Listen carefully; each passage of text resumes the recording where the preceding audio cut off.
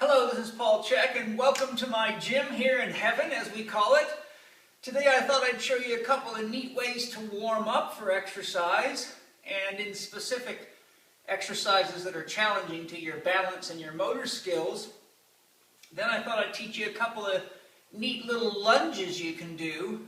One that burns tons of calories and is a great exercise to do if you're in a hurry and don't have a lot of time in the gym. And another one that burns lots of calories and it's just a lot harder to do no matter how much time you have in the gym, and it's fun to do. So the first thing we want to do is we want to make sure we get our body well integrated for this type of exercise. We have to have our stabilizer systems turned on, our balance centers awake, our brain alert, and then the prime mover systems integrated with the stabilizer system. The best way to do that quickly is to challenge your balance safely. You can just lay on a Swiss ball and try to fly like Superman for a while, and you need at least 30 seconds of time up in the air, not touching the ground, in order to get what I call a survival reflex response. And this, anytime your body thinks it's going to fall, it overrides all your old pain pathways and turns everything on to keep you upright so you don't fall and break a leg, which might have got you killed in the wild. If that's real easy for you, you can go to the next level of integration. And this is sort of taking some infant development exercises onto the Swiss ball. You shouldn't do this if you can't kneel on a Swiss ball easily. Just kneel on the Swiss ball and go into a horse stance position. And we're going to integrate the right and left halves of our body. So I'm going to put my right hand up, my left leg back, and then I'm going to bring them in and try to cross them over the midline. And that integrates the right and left brain hemispheres. Some people think I only have one hemisphere. I don't know if I actually have two of them.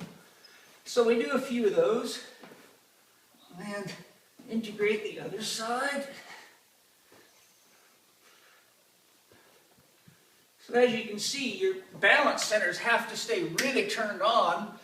You have to have equal weight distribution or you'll roll off the ball.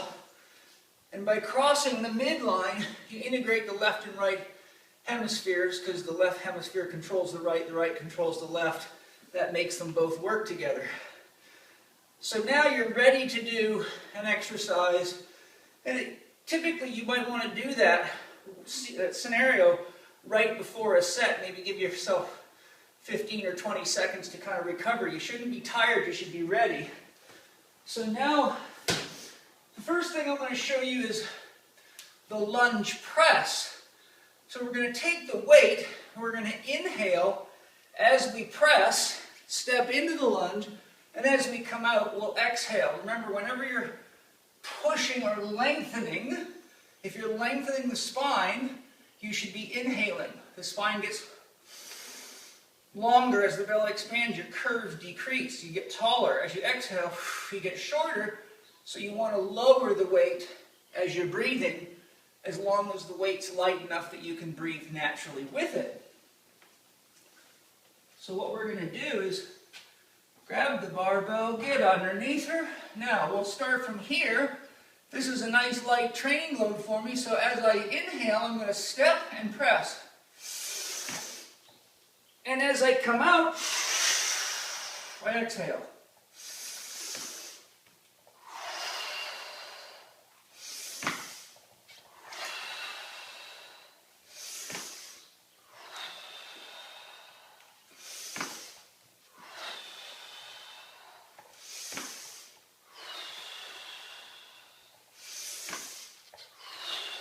Now, if the weight's heavy enough that you don't feel like you can breathe naturally, or if it's heavy enough that you can't do at least 26 to 30 reps with it, you'd be better off to inhale first, fill your belly, activate your core by drawing your belly button in, and then with air in your lungs, press into the lunge, come out, then let you're out. Activate, press, step, out, exhale. Inhale. Activate, press, step. Well, that's the next lunge. I I cheated you there, I went too fast. The next exercise then, now that you've seen how I do the breathing and everything, is the overhead press lunge. So now we're going to take a little breath, get it up, press it up. Now this is light enough for me to breathe with, but the same principles apply. So I'm going to step and inhale.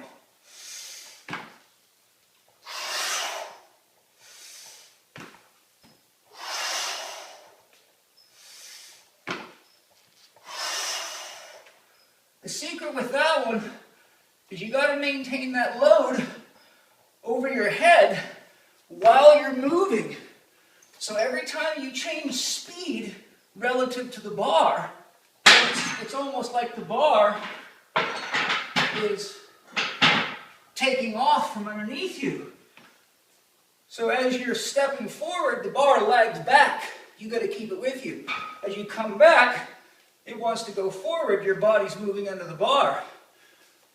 So the secret is practice doing enough of these exercises at breathing intensities. You know, inhale.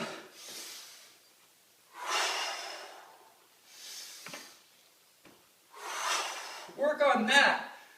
Get to where you can do several sets, at least 3 sets of a good 20 reps or more comfortably before you start pushing yourself higher.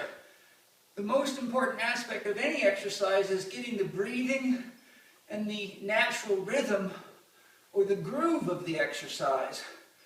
Once you establish healthy breathing patterns and a healthy groove, then from there you can grow that exercise program into faster rhythms, slower rhythms, off-counter rhythms, off-balance angles, counter angles, rotational angles. There's all sorts of things you can do.